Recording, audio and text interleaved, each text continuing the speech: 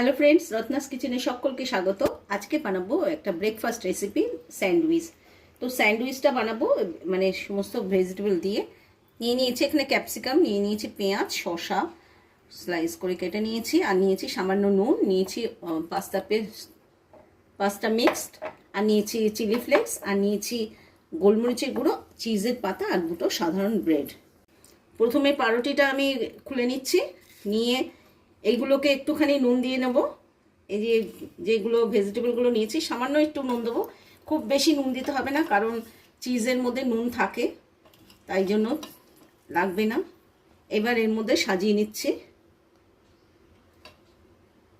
এগুলো সাজিয়ে নিয়েছি। দিয়ে দিয়েছি পাস্তা মিক্সড, একটু দিলে এটা কিন্তু টেস্ট কিন্তু বেশ ভালো আসে।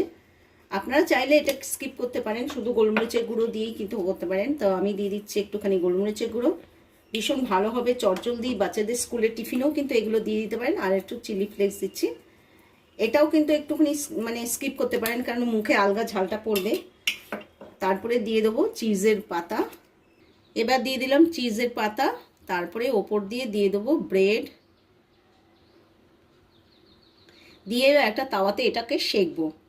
এই পিঠে লাগিয়ে নিচ্ছি অল্প একটু বাটার, আর দিয়ে দেবো এর মধ্যে তলায় এটা দিয়ে দেবো, দিয়ে ওপর দিয়ে দেবো আবার এই পাশটা, যাতে যখন এটা উল্টিয়ে দেবো বাটার লাগাতে যাতে কোনো অসুবিধা না হয়।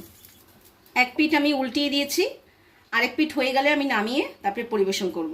এটা রেডি হয়ে গেছে, একটা প্লেটের মধ্যে নামিয়ে দিচ্ছি।